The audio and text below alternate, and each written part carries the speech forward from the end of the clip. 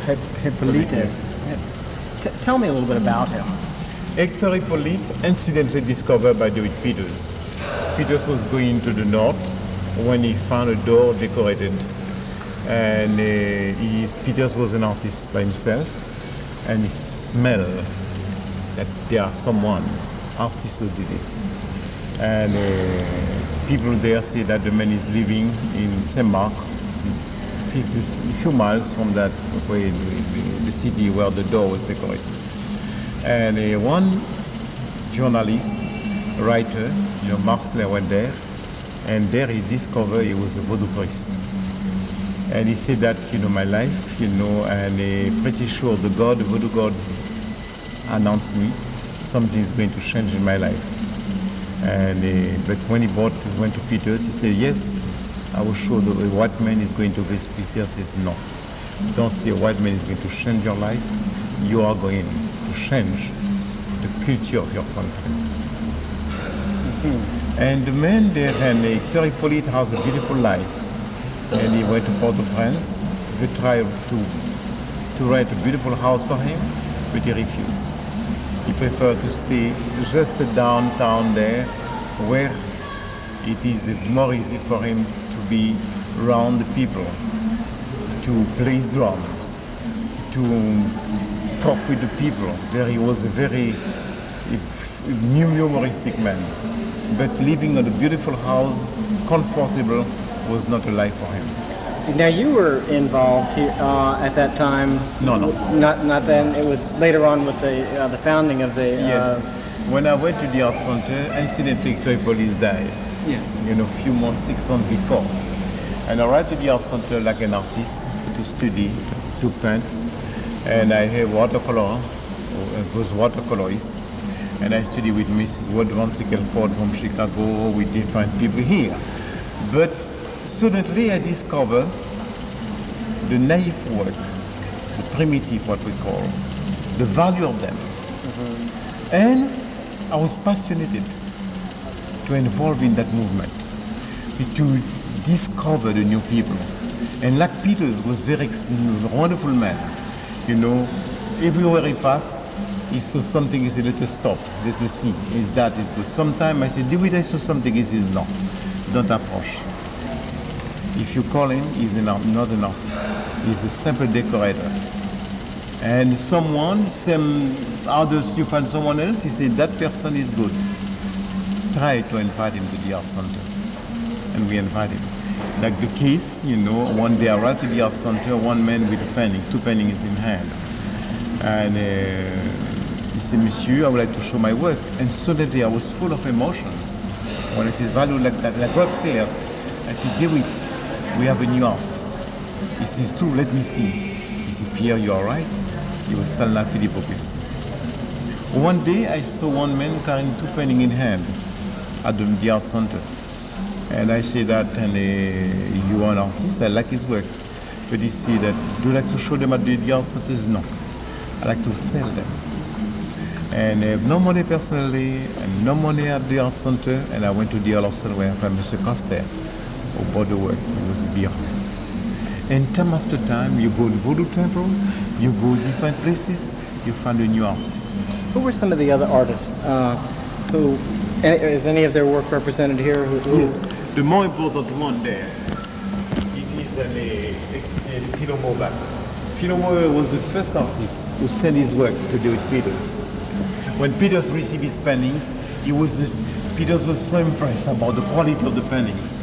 And he said, my God, let me send the material and money for him to paint. But before, like he sent a letter, he said that nobody in the Cape Haitian never recognized his value. And that man has created a school of art in Cape Haitian. There are at least 200 artists, but when you look the work of more than 115 painters, all are the influence of Philo Mauban. Philo Mauban was a great artist. But at the same time, Peters received that painting, he received a decorated coat by one man. It was Rigaud Benoit. And he gave the material, and Rigaud Benoit from the first painting upstairs, and you can see the development of his art. Another case very interesting is the case of Castra Bazel. He was David Peters' houseboy. When he decided to paint, He just moved the big brush, the bloom from his hand, and give the small one. It's a Castra Basil. He died in 1965, and you can see his early work. I'm sorry that now we will lend one of his masterpieces to the new museum. We'll be going over there a little Yes, later. we'll lend you can see it to the market by Castra Basil there. And Saint-Brice was a voodoo priest, like Hector Hippolyte, who cannot read and write. But he found the material, the paintings to paint. He was delighted to paint, to create. And he paint only the influence of his voodoo, of his god. And that is Ursuli, that is Agwe. Agwe is the god of the sea. There is a god who protects the slave to come to Haiti with power. And my ancestors from Africa carry with them the traditions, their belief, and a lot of things. But there are notions for them to develop it, the sculpture like we did in Africa. And but when Peters opened the art center in 1944, the people, who non-educated, who just have never been to school, find a way to express themselves. Do you think it's accurate to refer to that period as a period of, or to the style as primitive or just untrained? And on train. But so far, the problem is that on the beginning, the artists, the training people, thinks that painting is a primitive, what the name remains. And but those people have a kind of, they don't need training, because when we train someone, we lose a lot of quality of the work. The work is not so rich, the work turns poor. But today, you can observe yourself, the work is different. It's more photographic work, where the design, it is not the same. You don't find any spontaneities, because the people are painting to sell. We try to sell only. Do you see this as being more spontaneous? Yes, more spontaneous. If this was the first generation, where would, do you have anything that would be? The first generation is that one. Right. Where would the second? In the second one, we have nothing to present you. The second generation. The third generations, we have that. And, because the museum is built with the money, with the collection of the Peters, who work on the first generations. But personally, myself, I give the third generation that painted by La Fortune Félix. La Fortune Félix is a voodoo priest and from the Artibonite Ballet. And he's painted by himself. He has a self-education, But today you can see slowly his work are completely different, because he moved from the village to go in the city. In the city, he's facing with problem of his traditions. In the city, he could not be a voodoo priest again. Or voodoo, he must wash himself, because the priest and the other one not admitted. And the quality of his work are not really full of life, full of spontaneities. But the second generation there, we have one painting that can show you an example. Who do you consider some of the leading artists of today? Is he one of the ones that you would? No, don't say the word of leading artist. Okay. Emerging. How about emerging artists of today? No. The most of leading artists, what happened, the artists don't. Aubin was a leading artist in Cape Haitians. Right. The case is unique in the north, no other place. And what's the game? And Prefet Dufour has something to play on his area in Jacmel. Right. But the other one are very independent. The work never be influenced by someone, except I can say the time the painting starts, the people find a way to express themselves. Like someone, you can go to school. If you're not poets, you cannot write a poem. What are the predominant styles today? The predominant style, please, let us forget the word of the naive, the primitive. Yes. Fine. Because that word is moving. Artists today, the tendency for them are to paint on different ways. And the leader of that group, I can see two people keep the group, is Jean-René Gérôme and Bernard Séjourné. And from the work of Bernard Séjourné and Jean-René Gérôme, you can see is the influence on many artists. The work could be much better, but certainly those artists influence them. The problem is that in Haiti, the Haitian people never like primitive artists. They like something, they don't like too modern because they can understand it. They need something they can understand very well. And the style of Bernard Séjourné was the more easy for the nouveau riche. Do you have any of that here? No, we have not an example. But I would suggest you to go his home. Then you can see, and the quality of his work. But he's still very easy, One of his work is that one here. But it's very different. It's very different. Bernard Séjourné and Jean-René Gérôme. That is what Bernard is doing is more approach of that Jean-René Gérôme. But that is a painting that people can support very easy in their home. When there are beautiful houses there, beautiful tapestries, beautiful, and a china, that is more comfortable for them. More decorative. More decorative. I'm sorry to be... No. But you interviewed me, I like to open my mouth. Oh, that's what I want. That's what we want from you. The themes are with the emerging artists. Are the themes changing from the older themes? What are some of the themes now that are more common with the emerging artists? And the common artists would like to paint the face of people. The impression is the face of the people. They are not interested to paint the houses. For long ago, the people like to paint the scene, the market scene. But presently, people are presenting and they put a beauty. The work are more optimism than pessimist. The work are not rude, more soft. The work are not violent and full of peace and calm. But that is for long. You see that one of the leader artists on the beginning was Antonio Joseph there. You can see the quality of his work, it is to be around the life of the people here. But when you see one unknown artist there, that here, and either that one, this is just for certain people, and not everybody like it. Do you see the work becoming more pessimistic? Yes, we are not really life for them. Right away, the wealthy people say, "Oh, I feel tired," and the market of them, it is from the wealthy people. The wealthy people are not supposed to have good taste. We need something to decorate the home. Also still life, flowers, birds.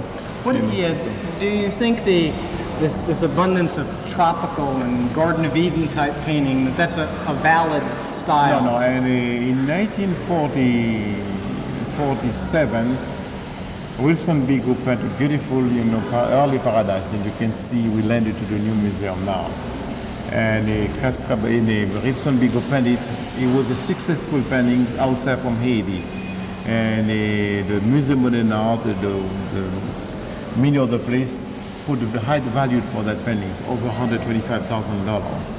And right away, people who heard that tried to imitate it to make a jungle. But the jungle, many times you can find animals not exist in Haiti. But let me tell you, these are the situations. If that primitive artist don't accept, mostly more foreign people, mostly they like to keep in their home something, not the country people, not not people, not something to depress them, but like. Okay, but you want to get that? Okay. And they would like to paint, they like, themselves, and the foreign people, the tourists, like the jungle, like the birds, like the animals. We don't care about the life of the Haitian people to face. Yeah, these paintings now, this style is, and there's a lot at the center. They're very, very refined with animals and very well defined foliage. They are more easy for sale. Do you think they have any aesthetic value beyond the sale ability? Do you think they represent? Yes, a certain try to elaborate with a better feeling there. Because the one who like to sell more easy, we elaborate the work, with some quality, some beautiful details, we treat the subject, with better attention than the other one. But There's a lot of it that's. it's too much for me. I saw too much that jungle, and I have no time to see them too much now. Do you consider yourself personally a little more conservative, maybe, than some of the other art critics or historians, let's say? And I'm conservative in a sense that that you see conservative is probably a poor choice of words. What I'm saying is that do you think that commercialism is a serious problem?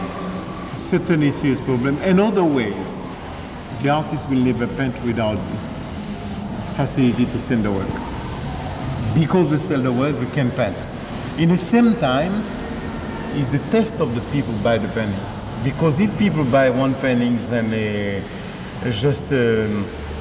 they like to buy it, because the quality please them, things like that, the artist has a tendency to repeat his work. He's an art craft now. He's not a painting for me. It's over. But myself, personally, I like evolution in art. I don't like for no one to stay, to be on the same level. Are you seeing the emerging artists, or are you seeing the young artists, not necessarily the emerging artists, are you seeing them evolve and their styles develop, or are you seeing this repetition for survival or for sales? Which one? And a few artists there, for the young artists, not the naive. They don't paint to sell. They are trying to develop their own art. Few, not the primitive, the modern artists. They do a big effort by himself to change your style, or maybe to elaborate a new style. And the quality of the work is very different than few other one. An example, it is that fellow, the name is Claude Gardère, his work is different than the other one, He tried himself, to change his style. The another one, the name is Duval, Edouard Duval, is a young artist. His style is, you see something promising work. It seems then what you're saying is this, among the young artists you have both those that are naive or untrained artists, and you also have those who have had some schooling in the arts. And among those that have had some schooling, there's a trend towards modernism. Is that correct? That is to modernize, because they're feeling by themselves it is to be on the same level than the international artists around the world. Okay. Do you think that that their style then is being overly influenced by artists outside of Haiti? And that long ago, yes. On the beginning, you can see that the painting there, you can see the influence outside. But suddenly, the artists now are using their own style. They are more independent. And the young artists who emerge try to see what the older ones are doing. And they are not copying Picasso, Braque, and things like that. They are trying to, not to imitate, but they are well influenced by the artists today who change their style or the back. Because long ago, many artists tried to be like a French artist, European artist. But today is over. Where do you think it's going from here? And the problem is that I will be very happy myself when the situations change in that country. Then the business, the commercial way stop. That means I would like for a time, then Haitian paintings and painters don't sell easy the work. And the good artists. Could you repeat that again? I would like myself to arrive on time. Then no business for the artists. For them to work with more conscience. And with the idea, I'm an artist, I don't care if I sell or not my work. I paint, I like to paint. Do you see any predominant style that's going to be the most prevalent one for the future among young artists? And first of all, I must mention to you, the Haitian people are very individualism. Haitian, the individualism play on the life of the Haitian artists more than anybody else. Everybody like to paint following their own opinion of art. And if that today few artists are on the same balance, but when you look on few ways, you can see the artists are tendency to paint individually what they like to paint. So you see, you don't see a particular, any one school as being the major school? The major school not, but what I would not like, and it is then the artists go to the academy and the teachers are not well prepared to understand the feeling of each artist, each student, to give them the way, not to oblige them to following the academic, pure academic work.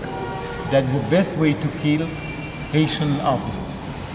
What about just the mass-produced work that you find all over the streets, in the airports and the iron market and everywhere, the hotels? Yes. Does that have any validity, any place? No. Let me tell you that what I say to everybody, the day there are no business, not sell for Haitian art, few artists around them will change your style, we elaborate a better way to work, and I'm sure from them, the same artists who paint around the market, the work will change.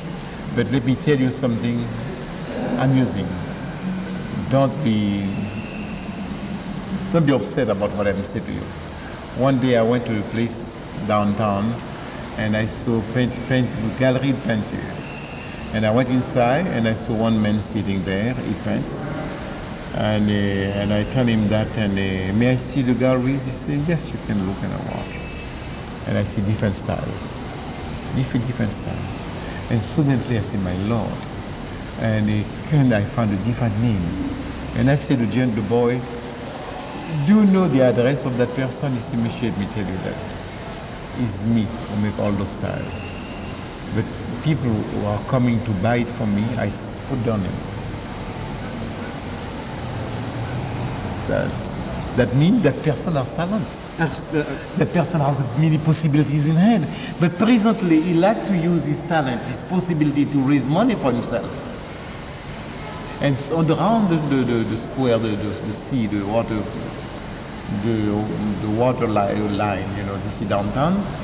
Many artists, many people sell the painting, rent the paintings for the day and take it in commissions. And sometimes they put their own name, sometimes not. Or sometimes they put the name of non-famous artists.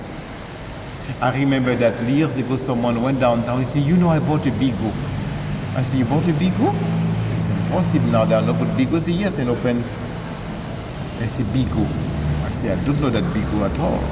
The Wilson Bigot is W. Bigot. Oh, strange. Because that person told me is the same artist who painted the murals at the Episcopal Church for Wilson Bigot.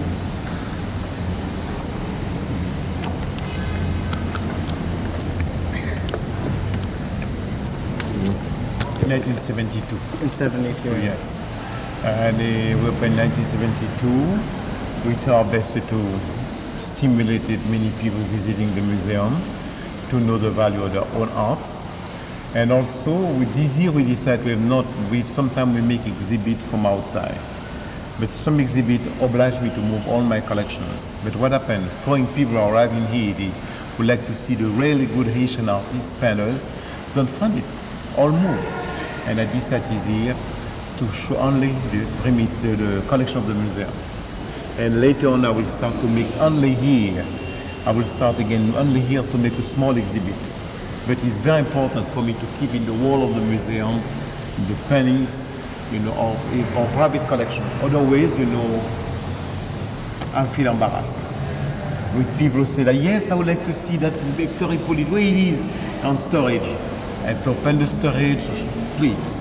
Can you imagine today you arrive and I say, I'm sorry, please, all the collection inside you find the paintings of the tapestry from France, or the other side, painting from China, Oh, I'm delighted. As much as you have that, we'd like to photograph some of those too when we're done. Can you think of anything else that we should hear from you?